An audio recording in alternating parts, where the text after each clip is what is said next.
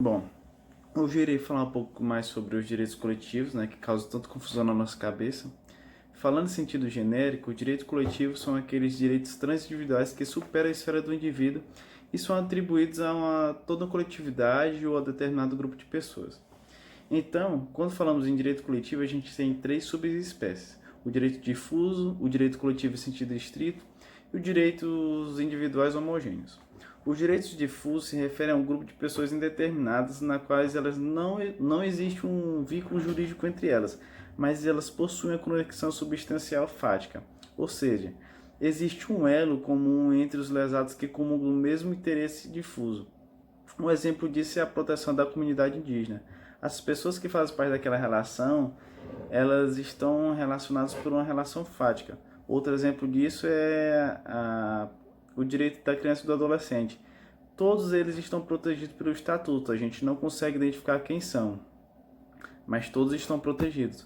Os direitos coletivos, em sentido estrito, eles são aqueles direitos que transcendem a esfera do indivíduo, ou seja, eles são relacionados a grupos, classes ou categorias de pessoas, Eles estão ligados por uma situação jurídica base, ou seja, trata-se de pessoas indeterminadas cujo interesse individual dá lugar ao interesse do grupo. Um exemplo disso é o aumento ilegal das prestações de um consórcio.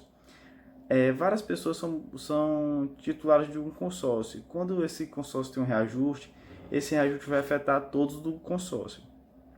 Já os interesses individuais homogêneos, eles têm sujeitos indeterminados ou determináveis cujo interesse do objeto é indivisível, ou seja, são interesses que se caracterizam por uma origem comum oriunda de uma situação episódica. Um exemplo disso são os compradores de um lote de carros com o mesmo defeito de fabricação. Todo mundo que comprou aquele carro com defeito vai ter o direito, ou seja, eles são direitos que nascem de uma origem comum. Por exemplo, eu compro o carro e ele tem um defeito. Eu não tenho noção que outras pessoas serão afetadas por esse mesmo defeito. Esse é um exemplo de direitos individuais homogêneos. E é só isso. Olá, meu nome é Amanda Santos e eu vou falar um pouco sobre a tutela coletiva. Bem, após a edição da Lei de Ação Civil Pública e as inovações do Código de Defesa do Consumidor, o processo coletivo ele teve uma maior intensificação.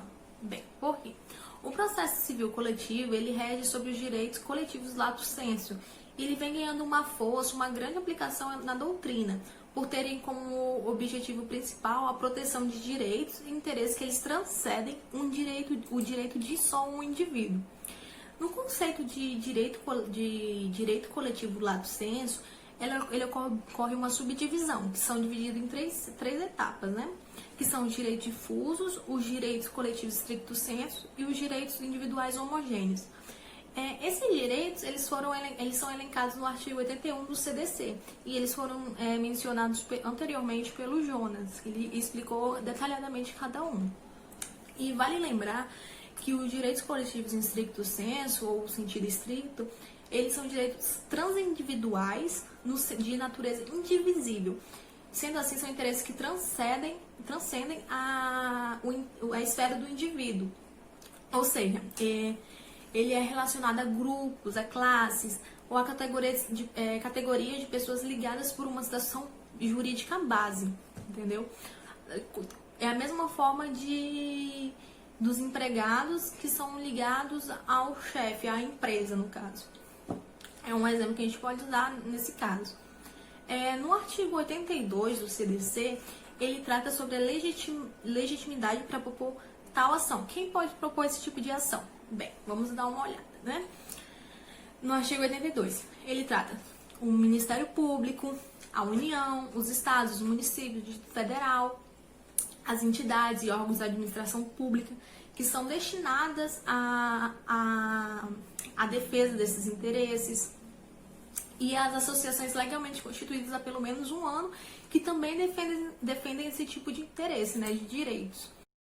Mas agora vem a seguinte pergunta: qual é a relação da tutela coletiva com o CDC, com a CLT? Não é mesmo? A gente está estudando processo do trabalho, mas a gente está mexendo na CLT, no CDC, o que está acontecendo? Enfim, atualmente no Brasil não há no Código, na Constituição Federal, não há no Código de Processo Civil, não há nenhuma previsão legal sobre a tutela coletiva, apenas sobre isso no Código de Defesa do Consumidor. Então, vai ser lá que a gente vai poder encontrar sobre a tutela coletiva, apenas lá. E devido a isso, os sistemas processuais do Código de Defesa do Consumidor e a Lei de Ação Civil Pública, elas foram interligadas, estabelecendo o chamado microsistema processual coletivo, no qual as regras e as normas elas se interpenetram e se subsidiam. Dessa forma, o que ocorre? Por exemplo, o artigo 769 da CLT, né?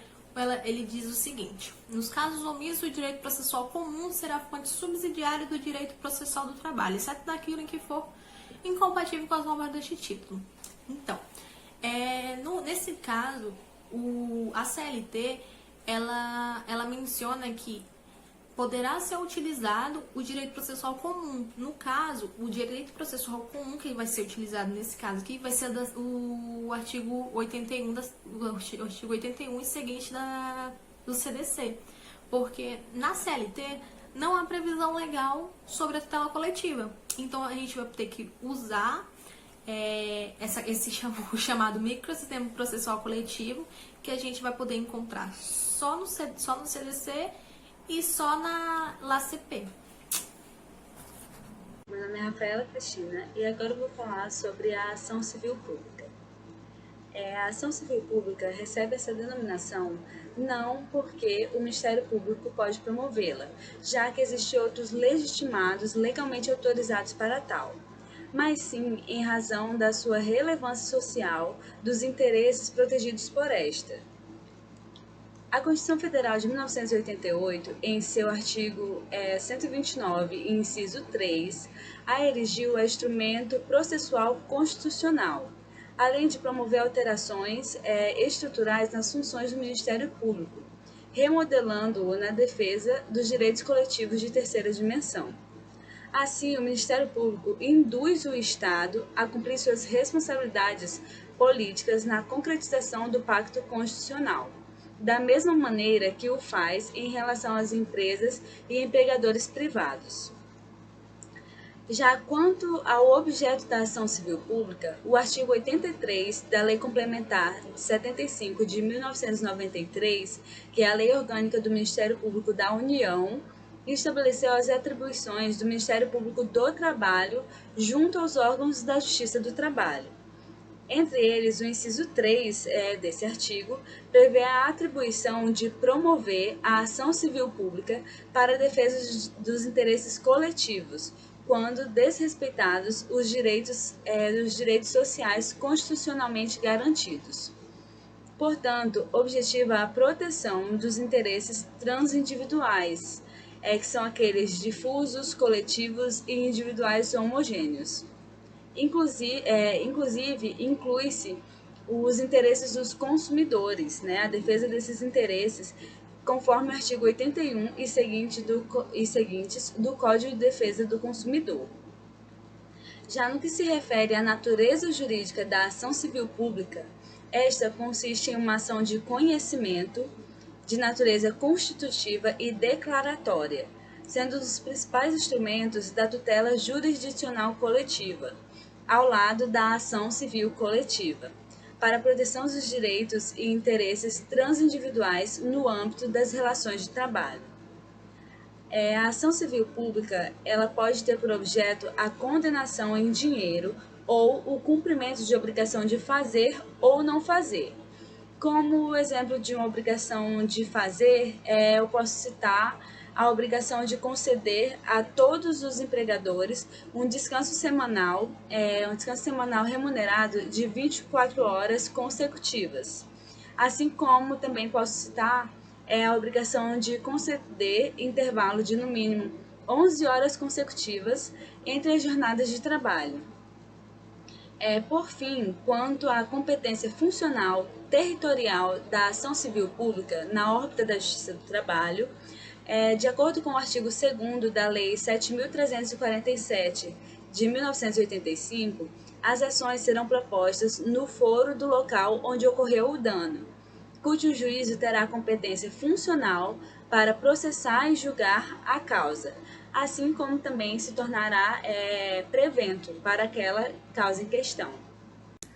Oi, gente, tudo bem? Meu nome é Carolina Liz e agora eu vou dar continuidade desse trabalho falando um pouquinho, uma introdução sobre o nosso julgado escolhido, que foi do Tribunal Superior do Trabalho, e o número eu vou deixar aqui no cantinho o número do processo para vocês acompanharem. Bom, inicialmente, nós analisamos esse pedido de agravo de instrumento e um recurso de revista, e esse processo ele iniciou com o Ministério Público do Trabalho, entrando com uma ação civil pública contra a empresa França Serviços de Vigilância e Segurança Patrimonial LTDA, visando a proteção de interesses difusos e coletivos, conforme estabelece o artigo 29, inciso 3 da Constituição Federal. E é importante lembrar também que esse artigo contempla a proteção de interesses individuais homogêneos também. Bom, a demanda inicial visa a observância de normas da regência da jornada dos trabalhadores dessa empresa, França, e cuida de interesses coletivos. Então, nesse julgado, a gente sempre vê sobre intrajornada e vê sobre pedidos de danos morais coletivos, essas coisas que vão ser explicadas mais pra frente.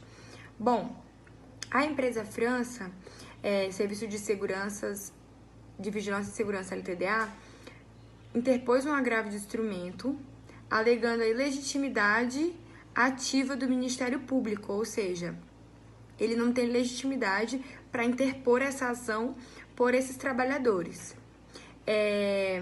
Amparado pela Lei 13.467 de 2017. Também alega que a supressão desses intervalos intrajornada ocorreu por previsão em cláusula coletiva de trabalho ou por norma coletiva. Então, ele faz esses dois pedidos, alegando essas duas coisas.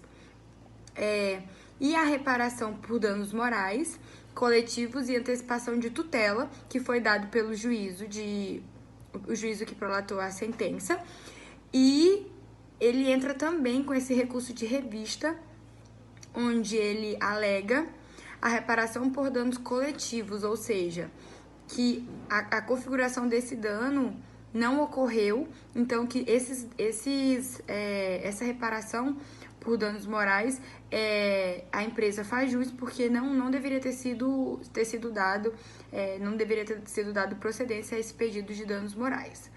Agora, a próxima integrante do grupo vai dar continuidade nesse julgado, explicando os principais pontos dessa decisão e a fundamentação do relator. Bom dia, meu nome é Larissa e eu vou falar sobre os principais acontecimentos processuais do nosso julgado escolhido. No caso analisado, a empresa ré no processo interpôs um agravo de instrumento e recurso de revista. O agravo de instrumento, ele teve alguns objetos. O primeiro objeto, a reclamada alega a ilegitimidade ativa do MPT. No entanto, o MPT, ele possui legitimidade para ajuizamento de ação pública, que visa a proteção de interesses difusos e coletivos.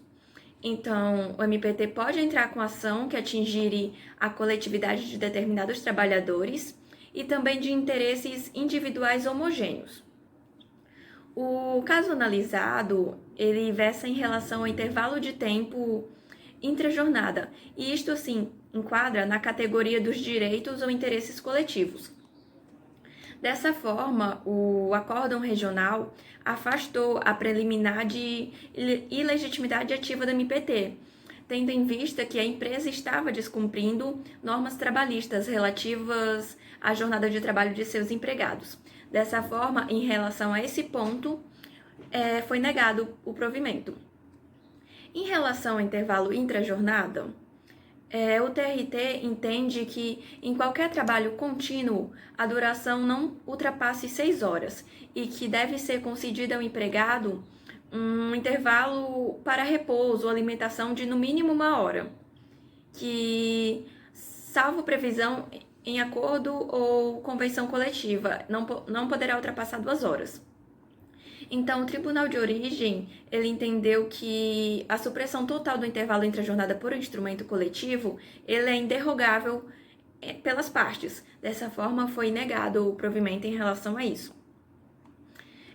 A reparação por danos morais coletivos na reparação de danos morais coletivos foi dado provimento ao agravo de instrumento para determinar o processamento do recurso denegado. O TRT da Terceira Região, ele reformou a sentença que fixou reparação por danos morais coletivos no valor de R$50 mil para reduzi-los para 25. A fixação do valor de indenização por dano moral coletivo, ela deve levar em conta a extensão do dano como porte do ofensor e sua capacidade financeira, de forma que a condenação ela não seja desproporcional à conduta ilícita praticada. No recurso de revista, a reclamada sustentou não ter agido com culpa ou dolo e alegou a inexistência do nexo de causalidade entre a sua conduta e eventuais ofensas de direito, e pugnou a redução do valor para R$5 mil. Dessa forma, foi apresentada em reforço à tese apenas um tipo de descumprimento da legislação, sem apontar qual foi a coletividade atingida. Em relação a esse ponto, foi dado provimento. Antecipação de tutela. Astreinte. O TRT ele manteve a sentença que condenou a reclamada ao cumprimento das obrigações de fazer. Dessa forma, no caso dos autos, entende-se que estão presentes os requisitos autorizados da antecipação dos efeitos da tutela. Quanto ao termo inicial do cumprimento da obrigação, o pagamento das trentes somente é exigível após o trânsito em julgado. Quanto ao termo inicial do cumprimento da obrigação, o pagamento das astrentes somente é exigível após o trânsito em julgado da decisão que as determinou, mas são devidas desde o dia em que ocorreu o descumprimento da obrigação. No entanto, o relator ele não vislumbrou as violações apontadas. E dessa forma, foi dado provimento ao agravo de instrumento no tema reparação de danos morais coletivos. No recurso de revista, na reparação de danos morais, a reclamada ela reiterou os argumentos de que não é devida a indenização por dano moral coletivo, no tocante à exclusão do intervalo entre a jornada. O Tribunal Regional de Origem ele deu provimento ao recurso ordinário da reclamada no ponto para reduzir o valor do dano moral coletivo. E no mérito foi dado provimento para excluir a condenação à indenização por danos morais coletivos. Porque essas circunstâncias, elas dizem respeito ao trabalhador de forma individual, não afeta o que é relativo ao interesse que está fora do que é considerado patrimonial para a coletividade. E em vista disso, o recurso de revista foi conhecido e provido. Posto a isso, os ministros da 8ª turma do Tribunal Superior do Trabalho concordaram por unanimidade em dar parcial provimento ao agravo de instrumento no tema reparação por danos morais coletivos e em conhecer o recurso de revista por ofensa ao artigo 927 do Código Civil. E no mérito foi dado provimento para excluir a condenação e indenização por danos morais coletivos. Então, é isso.